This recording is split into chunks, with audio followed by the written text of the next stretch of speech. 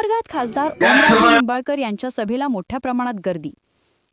उमरगा दिनांक 26/11/2025 रोजी छत्रपती शिवाजी महाराज चौकात संध्याकाळी 7 वाजता उद्धव बाळासाहेब ठाकरे पक्षाचे नगराध्यक्ष पदाचे उमेदवार रजाक अत्तार व नगरसेवक पदाच्या उमेदवाराच्या प्रचारार्थ लोकप्रिय खासदार ओमराजे निंबाळकर यांची जाहीर सभा पार पडली. यावेळी नागरिक मोठ्या संख्येने उपस्थित होते. सूर्य मराठी न्यूजसाठी ऋषिकेश सुरवसे, उमरगा. रोजगाराची संधी उपलब्ध करून देण्याचा प्रयत्न आणि स्वप्न आमचं आहे, ते नक्की आम्ही पूर्ण करणार आहोत. उमरग्याच्या पश्चिमेला एक पूल आहे. त्या पुलाची रुंदी बघा, सकाळी 6 वाजल्यापासून ते 10 वाजेपर्यंत कमीत कमी 10,000 लोकांचं जाणं येणं तिथं असतं. 3 वर्षाचं नर्सरीत जाणारं बाळ ते वृद्धांपर्यंत तिथून वाहतूक करतात. अगदी जीव मुठीत घेऊन आपण तिथं वाहतूक करतो, जातो येतो. तिथल्या पॅरलल पुलाचा प्रश्न आमच्या समोर आहे. नक्की तो प्रश्न आम्ही येणाऱ्या काळामध्ये सोडवणार आहोत. तर स्मशानभूमी आहे बाजूला कोट्यावधी रुपयाची, आणि त्याच्या बाजूला वॉकिंग ट्रॅक आहे. त्या वॉकिंग ट्रॅकचं ओपनिंग कुठं आहे किंवा त्याला जायचा रस्ता कुठं आहे लोकांना माहित नाही. कोणाला माहित असेल तर सांगावं, उडी उठून जाहीरपणे सांगावं. त्या वॉकिंग ट्रॅकला जायचा रस्ता आहे आणि आम्ही वॉकिंग तिथं त्या ठिकाणी केलेलं आहे. कोंडच लावली दादा, इथं दिवे लावले, दिवे अक्षरशः दिवे लावले. इकडं कोरेगावला रस्ता जातो.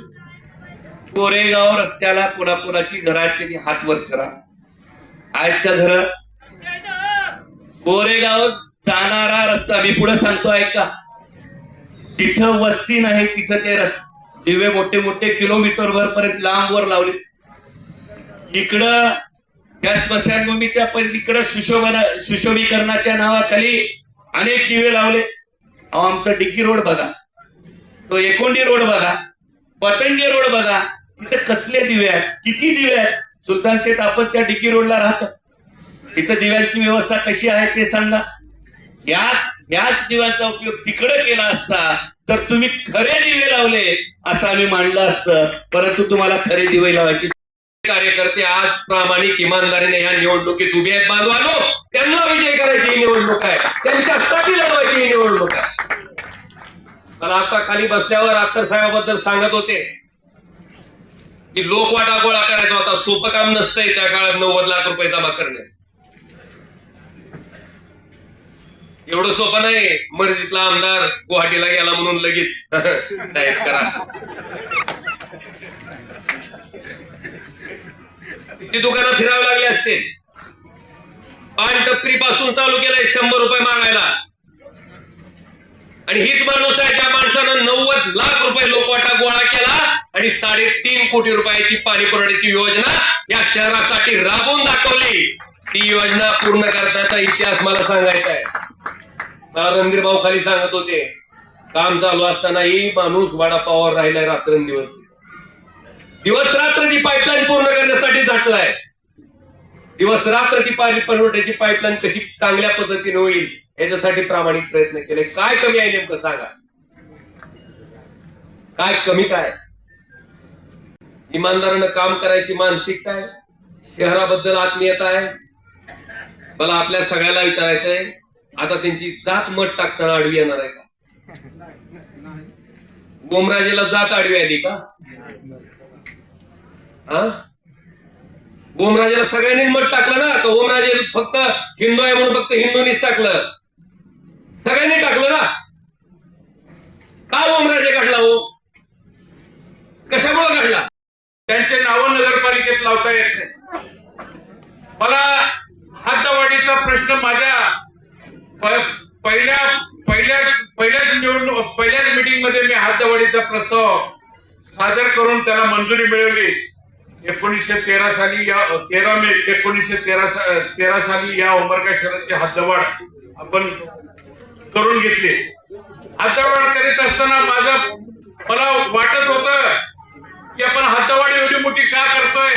त्याचा अभ्यास मी केला आणि सांगितलं की आपल्या जिल्ह्यामध्ये धाराशिव आहे, धाराशिवच्या आजूबाजूला डोंगर आहेत, तुळजापूर आहे, तुळजापूरच्या आजूबाजूला डोंगर आहेत, नळदुर्ग आहे, नळदुर्गच्या आजूबाजूला डोंगर आहेत, भूम आहे, भूमच्या आजूबाजूला डोंगर आहेत, परंडा आहे, परंड्याच्या आजूबाजूला डोंगर आहेत.